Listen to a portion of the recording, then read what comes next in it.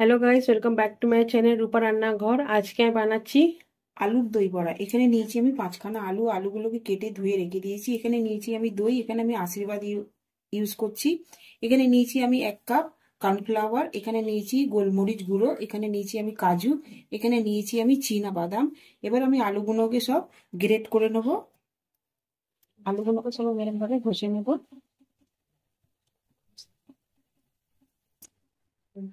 দেখুন আমার এগুলো গ্রেট করে নিয়েছি। এগুলোকে এবার আমি ধুয়ে নেবো। মেতে জলেতে দিয়ে দিলাম। এটাকে ভালো করে ধুয়ে নেবো।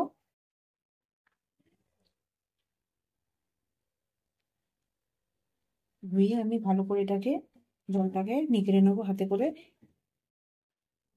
দেখুন একবার এটা ধুয়ে নিয়েছি, এটাকে আর একবার ধুয়ে নেবো। আবার এই জলেতে দিয়ে দিলাম। এটাকে 2-3 বার ভালো করে ধুয়ে নেবেন। এবার এটাকে ভালো করে জলটাকে নিগড়ে নেবো।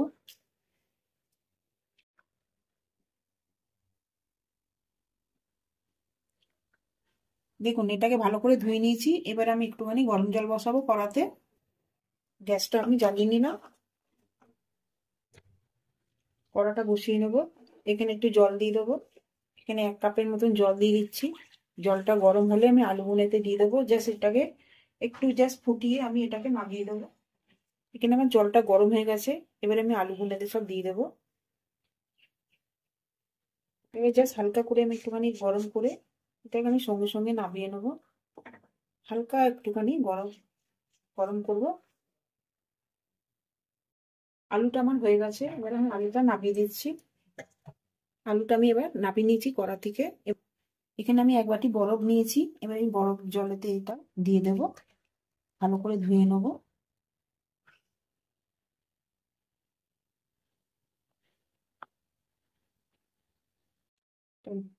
তো এটাকে ভালো করে আমি ধুয়ে নেবো এই ঠান্ডা জলেতে। এবার এটাকে আমি পুরো জলটাকে ভালো করে নিগড়ে নেবো, একটু যাতে জল না থাকে।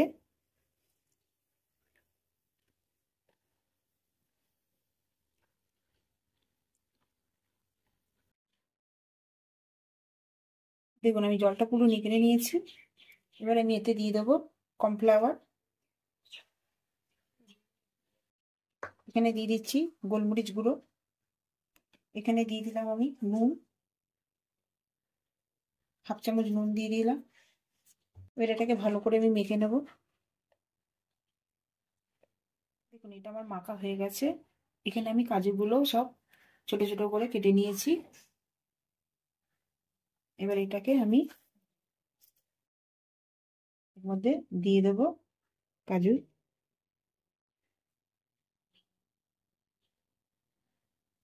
এবার এরকম ভাবে আস্তে করে এরকম সেভ করে নেবো হাতে। দেখুন এইভাবে আমি একটা সেভ করে নিয়েছি। সবকটাই এইভাবে করে নেবো।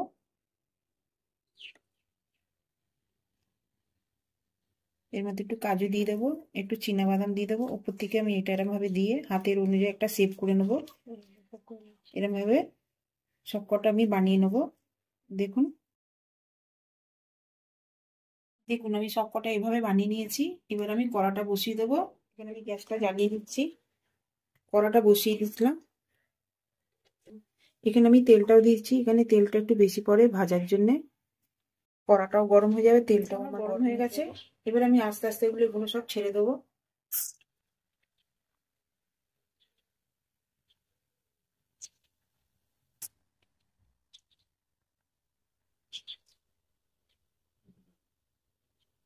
আস্তে একদম মিডিয়াম আঁচটা রাখবে।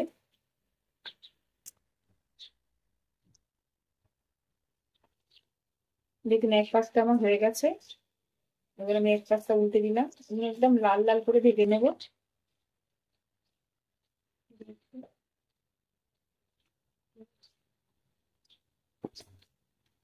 গ্যাসটা এবার হাই করে দিয়েছি আমি।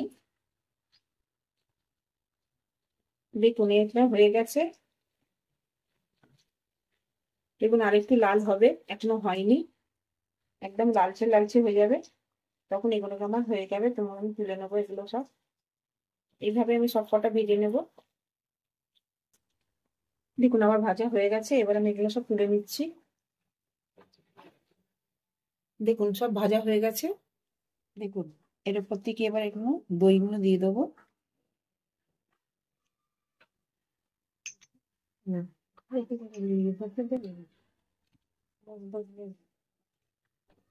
এর উপর থেকে এই চাটনিটা দিয়ে দেবো।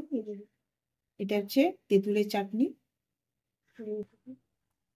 এই রেসিপিটা যদি আপনাদের দরকার আপনারা আমাকে কমেন্ট করে জানাবেন, আমি দিয়ে দেবো।